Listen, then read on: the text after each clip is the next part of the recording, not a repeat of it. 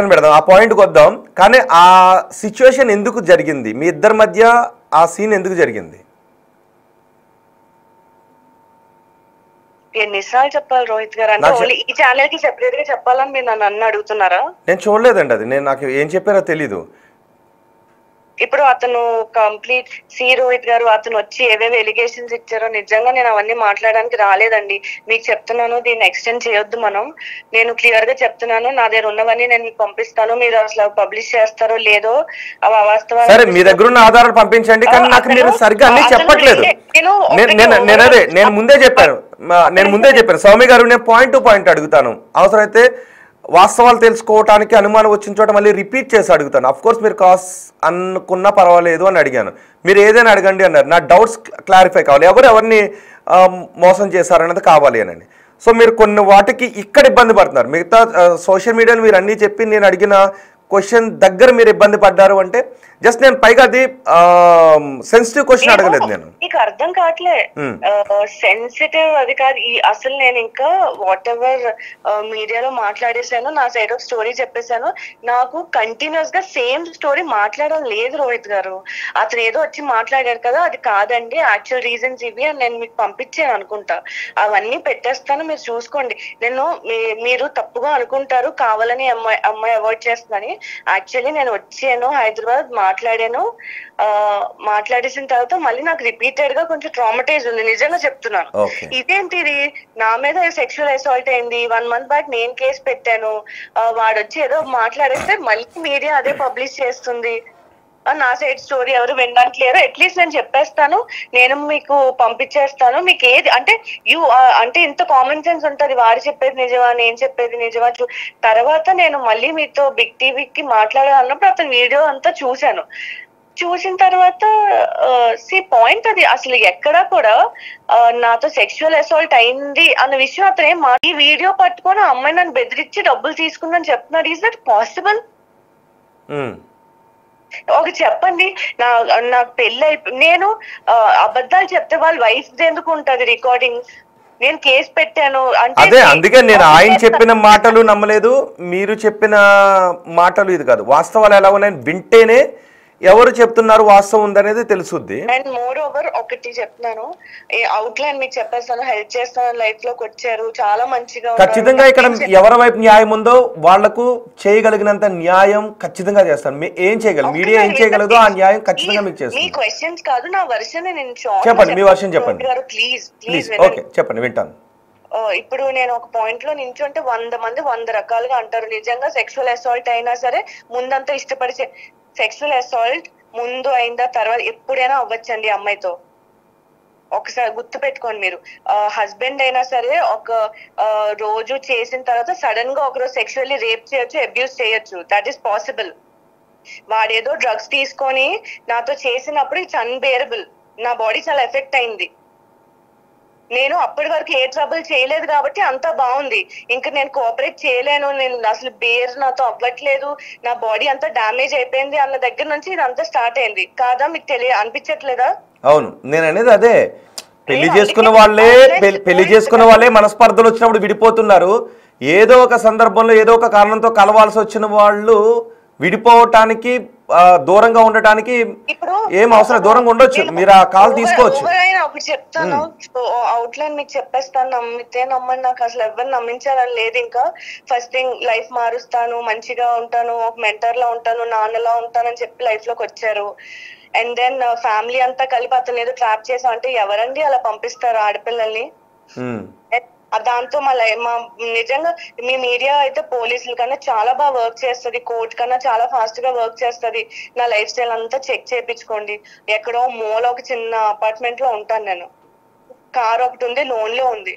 ఆ కేసు కోసం కుక్కలా కష్టపడి అటు ఇటు పరిగెత్తి జాబ్ చేసుకొని నేను ఆ కోర్టు ఆ హియరింగ్స్ అన్ని బేర్ చేస్తున్నాను. ఇతను వచ్చి లైఫ్ మారుస్తానని చెప్పారు. లిటరలీ స్టార్టింగ్ సెషన్ అంతా హీ డిడ్ ఇట్. నా కేసు మొత్తం అతని చేతికి వెళ్ళిపోయి అతని చేతితో ఒక అడ్వకేట్ పెట్టిన నుంచి మారిపోయింది. కమాండింగ్ చేసి he started telling you have to sleep with me now. నేను ఎందుకు పడుకోవాలి మీతో, నేను అలాంటి చేయనని ముందే చెప్పాను కదా, అగ్రిమెంట్ కూడా ఉంది కదా అని చెప్తే హీ వాజ్ లైక్, నువ్వు అగ్రిమెంట్ అవన్నీ పక్కన పెట్టమ్మా, నీ బాత్రూమ్ వీడియో ఉంది అని చెప్పి అతను ఈవిల్నెస్ స్టార్ట్ చేసి బ్లాక్ మెయిల్డ్ మీ. ఆల్రెడీ మా ఫ్యామిలీ ఇంత సఫర్ అవుతుంది, ఈ వీడియోలు అవి వచ్చి నేను డబ్బులు ఈ రకంగా సంపాదిస్తున్నాను అని చెప్తే ఇంకా నా పరువు, అసలు పరువు ఏంటి, నేను ఆ ఎలిగేషన్ అసలు ఎప్పటికీ తీయలేను. సో నేను చచ్చినట్టు కాంప్రమైజ్ అయ్యి అతని దగ్గర ట్రాప్ అయిపోయి ఉన్నాను. ట్రాప్ అయిపోయి ఉన్నాక ఇప్పుడు ట్రాప్ అయిపోతే కష్టంగా ఉంటామా, ఇంకా అతను చెప్పినట్టు నవ్వుతూ నటించాల్సి వస్తుంది. నటించాను. అండ్ సర్టెన్ టైం తర్వాత July 12th అది ఎక్స్ట్రీమ్ అయిపోయింది. నా హెల్త్ అప్సెట్ అయిపోయింది, పాడైపోయింది. బికాస్ ఆఫ్ పిల్స్ అయి ఉండొచ్చు, అతను డ్రగ్స్ తీసుకొని నన్ను మల్టిపుల్ టైమ్స్ అబ్యూస్ చేయడం వల్ల అయి ఉండొచ్చు. నన్ను flight ticket early morning book చేసి పంపించేశారు. పంపించిన తర్వాత ఒక 1 week వరకు కూడా నాకు బ్లీడింగ్ ఆగలేదు, నాకు ఇన్ఫెక్షన్ అయిపోయింది. I was traumatised. దానికి అతను ఏంటంటే ఈ తెలంగాణలోనైనా ఆంధ్రాలోనైనా చూపిస్తే ఈ విషయాలన్నీ బయటకు వస్తాయి అని చెప్పి ఆ అడ్వకేట్ మ్యామ్ కి అమ్మాయికి ఏదో అయిపోయిందమ్మా, హెల్త్ బాగాలేదమ్మా, నువ్వే తీసుకెళ్ళి కుక్క కన్నా హీనంగా అడుక్కున్నాడు ఆవిడ్ని.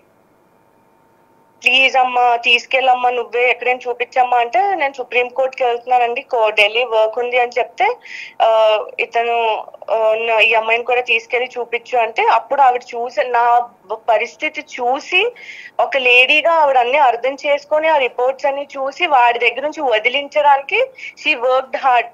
బయటికి రాకూడదు, ఒక అమ్మాయి లైఫ్ పేరు ఇవన్నీ పాడైపోతాయి అని చెప్పి అతనికే చెప్పింది చాలా సార్లు, అన్న వదిలే అన్న, ఈ పైశాచిక హింస ఏంటన్నా, అమ్మాయి నువ్వు వదిలే అన్న అని చెప్పినా సరే వినలే. లాస్ట్ కి ఇంటికి వచ్చి పట్టుకెళ్ళిపోతాను అంటే అప్పుడు మేము కేసు పెట్టాను.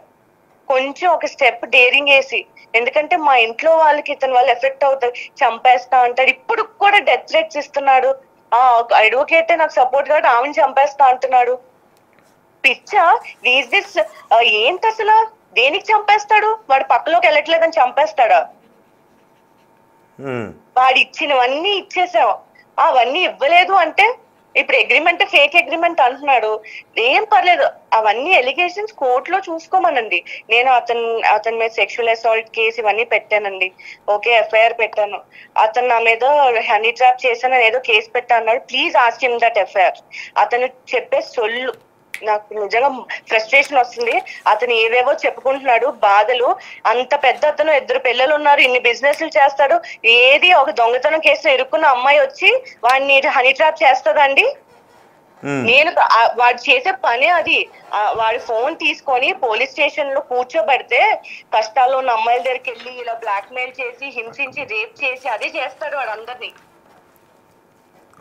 అన్ని వాడి భాగవతం బయటకు వస్తుంది. వాడి ఫోన్లు 2 తీసుకొని కూర్చోబెడితే ఎంతమంది అమ్మాయి వీడియోలు ఉంటాయో వాడి దగ్గర. ఉన్నాయా వేరే అమ్మాయి వీడియోలు ఉన్నాయా? చాలా ఉంటాయి అతని ఫోన్ లో. చాలా మందిని ఇలాగే బ్లాక్ మెయిల్ చేస్తారు. మేబీ ఎవరు బయటకు వచ్చి మాట్లాడరు.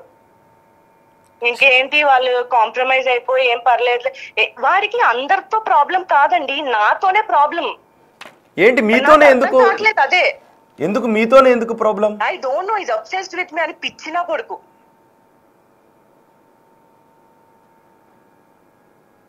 రేప్ విక్టిమ్ నేను, సెక్షువల్ అసాల్ట్ నాకుతో అయింది.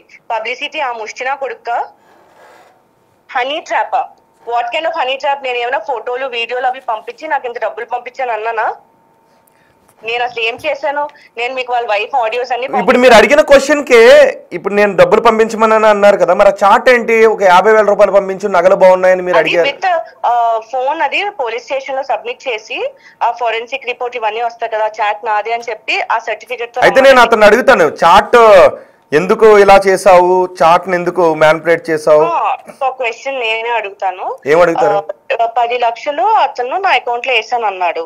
మీకే లైవ్ లో చెప్పాడు కదా, 10 లక్షలు అమ్మాయి అకౌంట్ లో వేసాను, అవి రిటర్న్ పంపించేసి అబద్ధాలు ఏదో చెప్తుంది అంటున్నాడు. అకౌంట్ ఫ్రీజ్ అయింది కదా, అందుకు నాకు వేశారు కదా, వెంటనే అతనికి ఎలా? సోమేష్ రెడ్డి గారు ఇందాక మీరు జాయిన్ అయ్యి లింక్ లో జాయిన్ అవ్వండి. సేమ్ ఇదే, ఎందుకంటే ఫోన్ లో కొంచెం డిస్టర్బెన్స్ వస్తుంది. సేమ్ ఇదే మీరు చెప్తున్నదే, ఇందాక మీరు జాయిన్ అయిన లింక్ లోనే నా పాయింట్స్ అయిపోయండి. అంటే నేను మళ్ళీ అలా స్టోరీ చెప్పాలి. జస్ట్ మీరు చెప్పండి, మీరు చెప్పాలనుకున్నది చెప్పండి, జస్ట్ నేను వింటాను. నేను పర్సనల్ గా మీకు డైరెక్ట్ గా వచ్చి ఫోన్ లో ఇదంతా కాదు, నాకు 1 day టైం ఇస్తే నేనే వచ్చి మళ్ళీ మాట్లాడతాను. నేను ఏంటంటే నాది ఎఫ్ఐఆర్ ఏదైతే ఉందో ఇంకా స్ట్రాంగ్ అది చేయించుకుంటున్నాను.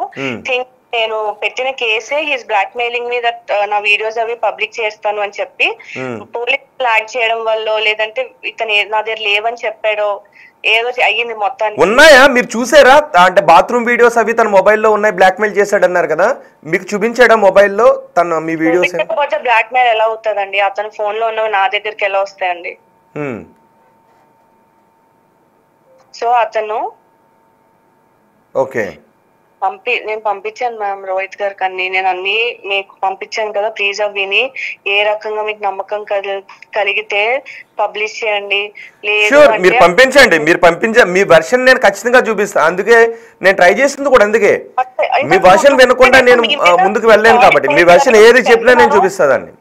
నేను మీ మీద ఫ్రస్ట్రేషన్ అవ్వట్లేదు. యాక్చువల్లీ ఏమవుతుందంటే నేను వెక్స్ అయిపోయినా, నాకు చాలా కోపం వచ్చేస్తుంది ఆ క్వశ్చన్స్ అంటే మీదని కాదు, అంటే నేను నా అగ్రెషన్ బాధ నేను ఎలా చెప్పాలి?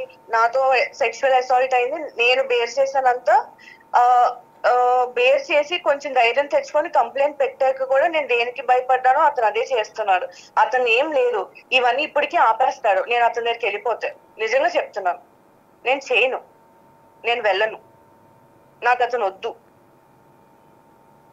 వద్దు అనే రైట్ మీకు ఉంది, వద్దు అనే రైట్ మీకు ఉంది, మీరు అనొచ్చు. అదే ప్రాబ్లం ఇక్కడ. అండ్ నేను ఎఫ్ఐఆర్ పెట్టి నేను ఏదో ఫైట్ చేసుకుంటున్నాను, అతను ఏదైతే ఎలిగేషన్ హనీ ట్రాప్ వేసి సిపి ఆఫీస్ లో కంప్లైంట్ పెట్టాను అన్నాడో ఆ ఎఫ్ఐఆర్ అడగండి. ఓకే, ఎక్కడ కేసు భీమ్లీలో రిజిస్టర్ అయింది అంటున్నాడు, ఒకసారి ఇంకెక్కడో అయింది అంటున్నాడు, ఏదో ఒక ప్రూఫ్ అడగండి. ఎఫ్ఐఆర్ నేను ఫస్ట్ చేశాను, ఫస్ట్ పాయింట్ మీకు చెప్తున్నాను. 2 ఎఫ్ఐఆర్స్ ఉంటాయి, మ్యామ్ ని కూడా థ్రెటన్ చేశారు. ఇతను ఎక్కడికి వెళ్ళి ఏం వేసుకున్నా అది కౌంటర్ ఎఫ్ఐఆర్ కదండి, కాదా? అతను ఏం చేయలేదండి, అతను మీరు ఫస్ట్ ఎఫ్ఐఆర్ ఎప్పుడు వేశారు? మీరు ఫస్ట్ కంప్లైంట్ ఎప్పుడు చేశారు? మీరు ఫస్ట్ కంప్లైంట్ ఎప్పుడు చేశారు? September 11th. Police station wise ఏ రకంగా అతను ఏమీ ప్రూఫ్ చేసుకోలేడు కాబట్టి ఈ డిఫేమ్ చేసేస్తే ఆల్రెడీ దొంగతనం మచ్చుతో ఉంది కాబట్టి డిఫేమ్ చేస్తే అందరూ మళ్ళీ నమ్మేస్తారు, దీనికి బతికే ఉండదు, మళ్ళీ కుక్కలా నా దగ్గరికి వస్తుంది అని చెప్పి టెన్షన్ తో బెదిరించడానికి ఫస్ట్ మీడియాకి అప్రోచ్ అవ్వక ముందు రోజే నాకు ఒక ఇన్ఫర్మేషన్ పాస్ చేసి మీడియాలోకి వెళ్ళి నేను ఇలా చేస్తాను మర్యాద. నేను నువ్వేం చేసుకుంటావో చేసుకో, నా పరువు తీస్తావో, నన్ను ప్రాస్టిట్యూట్ అని చెప్పేస్తావో, నన్ను ఏం అనుకుంటావు, నేను ఎంత పగడ్బందీ ప్లాన్ తో వచ్చానంటే నువ్వు దేనికి ఫైట్ చేసుకోలేవు అని చెప్పారు. చూడండి, నాకు ఎవరిని నమ్మించాలని లేదు, నా హస్బెండ్ నన్ను నమ్మితే చాలు. నా హస్బెండ్ నన్ను నమ్మితే చాలు, నేను ఎవరిని ఏ హనీ ట్రాప్ చేయలేదు. అండ్ నేను చెప్తున్నాను, maximum I try Rajesh sir తోనే వచ్చి కూర్చొని మీ బిగ్ టీవీకి ఇంటర్వ్యూ ఇవ్వడానికి నేను వస్తాను. ఓకే, అవును, రాజేష్ ని కూడా మాట్లాడారు కాబట్టి మీరు రాజేష్ ని కూడా తీసుకొస్తే చాలా విషయాలు క్లారిటీ వచ్చే అవకాశం ఉంటుంది. నా లైఫ్ కి ఇప్పుడు ఇంత పెద్ద డ్యామేజ్ జరగడానికి రీజన్ అతని వీడేదో వాగడం వల్ల జరిగింది. ఓకే, ఇందాక మీరు ఒక 10 లక్షల రూపాయలు ట్రాన్సాక్షన్ గురించి చెప్తూ ఆపారు, ఒకసారి దాని గురించి క్లారిటీ చేస్తారా?